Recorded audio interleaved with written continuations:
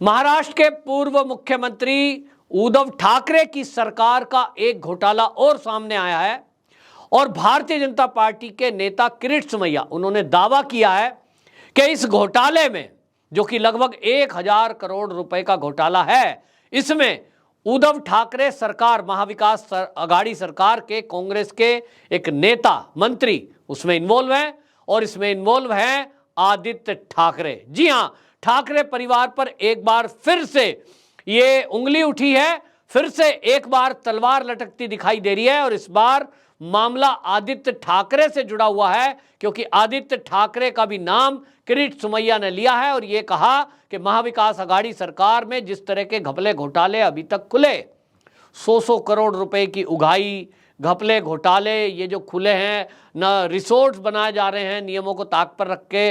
अब उन्होंने एक और खुलासा किया कि किस तरह से फिल्मों की शूटिंग के लिए किराए पर जगह दी गई, 6 महीने के लिए टेम्परेरी शूटिंग करने के लिए जो दी गई थी, वहां कांग्रेस के नेताओं ने पैसे लेकर स्थायी निर्माण करा दिया, पर्यावरण के नियमों को भी ताक पे रखा गया। अब उसकी जांच की मांग की है। अब इस मामले में देखना होगा, फिर से एक्टिव की जाएगी ईडी और अब ईडी इस मामले की पूरी जांच करेगी कि क्या घोटाला हुआ, कितने पैसे लिए गए और पैसे लिए गए तो महाविकास आघाड़ी के किन किन नेताओं में ये पैसा बटा, क्या उद्धव ठाकरे को भी इसका हिस्सा मिला, ये जांच का विषय है।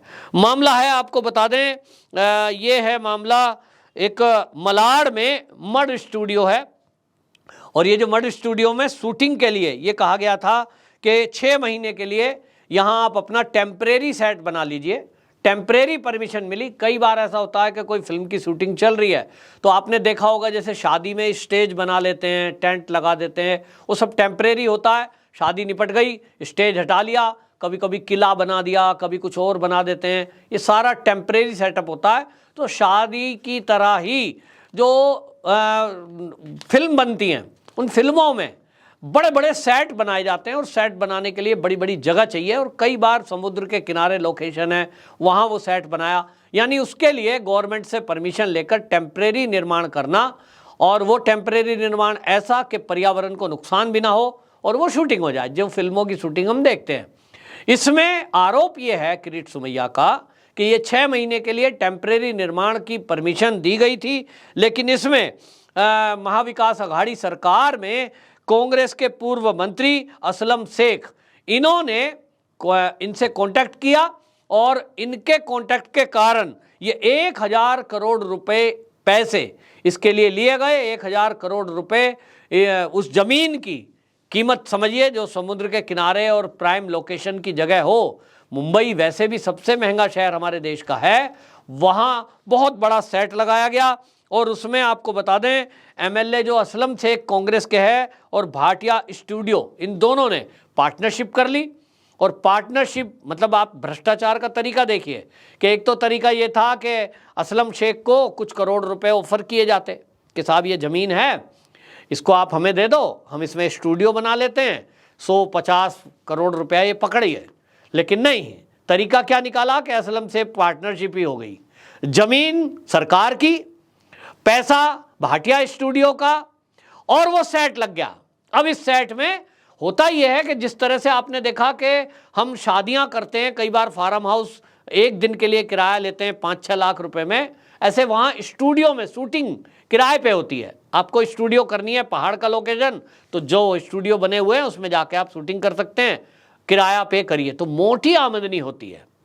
तो असलम शेख महोदय जो हैं कांग्रेस के एमएलए, उन्होंने भाटिया स्टूडियो से समझौता कर लिया, सरकार जमीन दे देगी आपको। उद्धव ठाकरे की मर्जी के बिना हो नहीं सकता, क्योंकि देश में प्रदेश में मुख्यमंत्री है, उनकी नॉलेज में तो सब चीज होती है। लेकिन यहां किरीट सोमैया का कहना यह है कि इसमें पर्यावरण मंत्रालय इन्वॉल्व है, क्योंकि पर्यावरण को ताक पे रखते हुए उस स्टूडियो का निर्माण हुआ और पर्यावरण मंत्रालय आदित्य ठाकरे के पास था। आदित्य ठाकरे के पास था, इसलिए आदित्य ठाकरे को इसका क्या हिस्सा मिला। आदित्य ठाकरे ने अगर परमिशन दी, यह स्टूडियो बना, तो असलम शेख तो पार्टनर थे, आदित्य ठाकरे को इस एवज में मोटी रकम मिली, ऐसा आरोप किरीट सोमैया का है। और वो कह रहे हैं इसीलिए जांच करनी है, क्योंकि जमीन की कीमत 1000 करोड़ के लगभग बताई जा रही है, तो ये उतने का घोटाला हो गया। अब 1000 करोड़ रुपए की प्रॉपर्टी आप हथिया रहे हो, तो 100-200 करोड़ तो जरूर मिले होंगे। पार्टनर है, बंदर बांट होती है। और ये हमने महाराष्ट्र में देखा, यानी एक के बाद एक घोटाले खुल रहे हैं। आप उद्धव ठाकरे सरकार के अगर 2.5 साल के कार्यकाल देखेंगे, कितने बड़े बड़े घोटाले, पत्राचाल घोटाला खुल रहा है कि साहब बिल्डरों को जमीन बेच दी, 1000 करोड़ घोटाला, ट्रांसफर पोस्टिंग घोटाला के अधिकारियों के, पुलिस के विभाग के ट्रांसफर पोस्टिंग में पैसा 1000 करोड़ का घोटाला, और बैंक घोटाला दुनिया का कहते हैं, वो तो मतलब भारत का सबसे बड़ा घोटाला अब तक का बैंक का। इस तरह के घोटाले 2.5 साल के कार्यकाल में उद्धव ठाकरे जी ने तो रिकॉर्ड बना दिया। अगर ये सरकार 5 साल रहती तो मुंबई के सारे घोटाले घपले मिलाकर ये तो वर्ल्ड रिकॉर्ड बना देते। ये तो अच्छा है कि एकनाथ शिंदे जी वो शिवसेना में थे, उनको समझ आ गई कुछ कि भाई ऐसी सरकार नहीं चाहिए, ऐसी सरकार नहीं चलने देंगे, नहीं तो वहां कितना बड़ा घोटाला हो जाता। घोटाले दर घोटाले खुल रहे। खैर, कुल मिलाकर के किरीट सोमैया का यह दावा है कि पर्यावरण मंत्री की जिम्मेदारी थी, पर्यावरण मंत्री का बाकायदा इसमें परमिशन हुआ, पर्यावरण मंत्रालय ने परमिशन दिया। तो अब मुद्दा यह है जांच का कि क्या यह निचले स्तर से हुआ या आदित्य ठाकरे के सिग्नेचर हुए, ये जांच में पता लगेगा।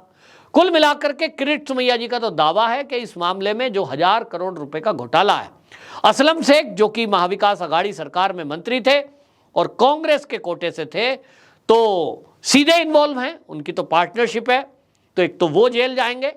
निश्चित रूप से इसमें जो परमिशन देने वाले अधिकारी हैं वो भी जेल जाएंगे, और आदित्य ठाकरे का भी जेल जाने का नंबर इसी केस में आएगा। अभी तक ये ठाकरे परिवार का कोई व्यक्ति डायरेक्ट इन्वॉल्वमेंट कहीं किसी भ्रष्टाचार में नहीं पाया गया। अभी तक ये था कि भाई भ्रष्टाचार हुआ है, चाहे वो उगाही हुई पुलिस डिपार्टमेंट की, तो अनिल देशमुख जेल में है, जमीन खरीदी गई बम ब्लास्ट के दोषियों से, नवाब मलिक जेल में है, बैंक घोटाला है तो उसमें बाकी चीज है, उसकी जांच चल रही है। कहीं डायरेक्ट इन्वॉल्वमेंट ठाकरे परिवार का नहीं आ रहा था। संजय राउत जेल में, इतना बड़ा लीडर है, प्रवक्ता है, वो इन्वॉल्व थे इसलिए जेल में है। जमीन खरीदने के सबूत मिले हैं, ईडी के पास हैं, तो आपने अगर खरीद फरोख्त करी तो जेल में गए। अब आदित्य ठाकरे की बारी है, और अगर आदित्य ठाकरे इस मामले में दोषी पाए जाते हैं कि रिश्वत लेकर के उन्होंने परमिशन दी थी, तो 101% जानिए, जैसा किरीट सोमैया दावा कर रहे हैं कि आदित्य ठाकरे जेल जाएंगे। और ऐसा होना भी चाहिए। हमारे देश में जो भी भ्रष्टाचारी लोग हैं वो नियमों को ताक पे रखकर इस तरह से अरबों रुपए कमाएं, देश की जनता की गाड़ी कमाई लूट लें, 101% कम से कम मोदी सरकार में तो नहीं चलेगा। लाल किले की प्राचीर से जो खुला चुनौती देता हो कि जिन्होंने लूटा है लौटाना पड़ेगा, उनको अभी समझ नहीं आ रहा है। अभी भी समझ लें, मोदी जी ने टाइम दिया है, जिन्होंने लूटा है खुद ही लौटा दें, घोषित कर दें कि साहब अवैध संपत्ति हमारे पास है, ये हमने लूटा था, हमें माफ कर दो। स्वयं घोषित अगर कोई कर देता है ना अपनी प्रॉपर्टी, ईडी के सामने, इनकम टैक्स के सामने, कुछ राहत मिल जाती है, पेनल्टी देकर छूट जाओगे, वरना जेल जाना तय है। और ये जो विपक्ष है, ये देखिए किस तरह का काम करता है कि जब भ्रष्टाचार करता है तब नहीं सोचता, लेकिन जब ईडी सीबीआई जांच करती है और पकड़ के गिरफ्तार करती है तो इधर उधर की बातें बोलते हैं, इसको क्यों नहीं पकड़ा, उसको क्यों नहीं पकड़ा। और तो और आपको बताएं, मुझे तो पढ़कर ताज्जुब हुआ कि बिहार में लालू प्रसाद के बच्चे यानी तेजस्वी यादव और बाकी लोग, उसके नेता, सीबीआई और ईडी को धमका रहे हैं कि देखें कैसे आप जांच करोगे, कैसे हमारी गिरफ्तारी करोगे। अरे भाई, आप देश की एजेंसियों को धमका रहे, केंद्र सरकार को धमका रहे, देखें आप कैसे जेल नहीं जाओगे। पूरा देश आपके विरुद्ध खड़ा हो जाएगा। भ्रष्टाचारी एक तो भ्रष्टाचार करें, देश को लूटें और उसके बाद धमकी दें, ये नहीं चलेगा। इस देश के राष्ट्रवादी लोग अब जाग चुके हैं। बिहार हो या पश्चिम बंगाल या महाराष्ट्र के नेता हो, ये समझ लें अच्छी तरह, अब जनता जागरूक है। मोदी सरकार जो कर रही है वो कर सकती थी जो आपने किया है। अधिकारी भी खाते, मोदी जी भी खाते, लेकिन अगर राष्ट्रवादी सरकार देश में पहली बार आई है और वो उन लोगों के ऊपर शिकंजा कस रही है और खोज खोज के दीवारों से नोट निकाल रही है, तो पूरे देशवासियों को ऐसी सरकार के साथ खड़ा होना चाहिए।